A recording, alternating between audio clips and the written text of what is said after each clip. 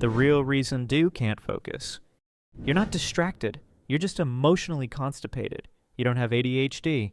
You have unresolved guilt, poor boundaries, and a deep fear of finishing things because then you'd have to face whether they were any good. Let that sit for a second. So what's really going on? You sit down to work. You open your laptop. You try to start.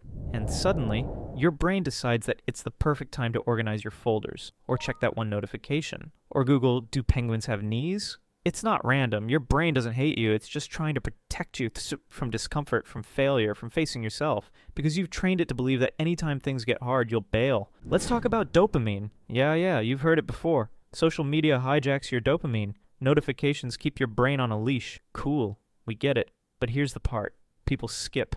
It's not just the apps. It's you. You've wired yourself to crave the short hit, likes over progress, inbox zero over deep work, productive procrastination over meaningful effort. Your brain isn't broken, just gotten really good at avoiding reality. So what is focus, really? Focus isn't about staring harder. It's not about noise-canceling headphones or blocking apps. It's about intimacy with your task. Focus means sitting with the boring parts, the confusing parts, the parts where you don't feel smart or fast or perfect. And most people don't want that.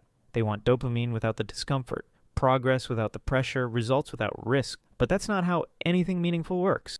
Here's the brutal truth. Distraction feels safer than progress because progress demands something from you. You can't scroll your way into self-respect. You can't multitask your way into meaning. Every time you dodge a task, your brain remembers. It learns. Oh, we don't actually finish things around here. Got it.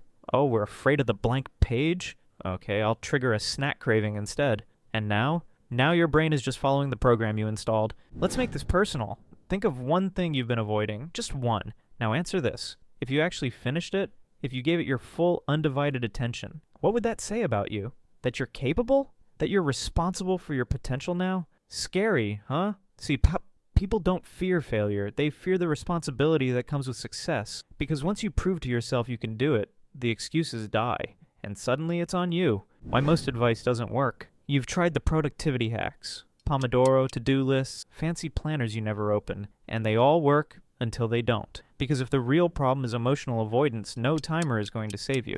You can't fix fear of failure with a checklist. That's like trying to meditate away a fire alarm. You don't need a new app, you need a new identity. You want to fix your focus? Get uncomfortable, sit with the silence, write when it feels stupid, edit when it's painful. Work when no one's watching? Finish something, even if it's not perfect, especially when it's not perfect. You think you're waiting for motivation? You're not.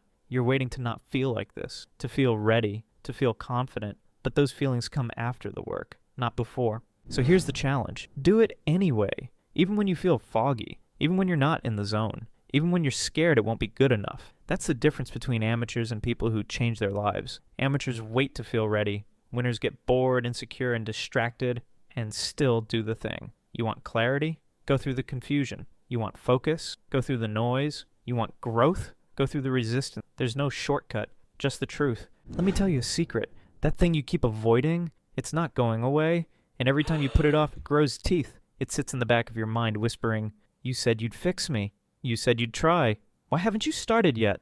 And that whisper, that's the real reason you can't focus. Not because you're weak, but because there's a part of you that remembers who you could be. And you're terrified of letting that version of you down again. So what now? You don't need to delete Instagram. You don't need to buy another planner. You don't need more productivity hacks. You need to do the thing you're avoiding right now. One ugly, awkward, unfocused step at a time. And the moment you do, your brain will stop treating you like a liar. It'll stop panicking every time you sit to work. It'll believe you again. Because the real reason you can't focus is that part of you still doesn't believe you're worth the effort. But you are. And it's time you start proving it. Watch this next.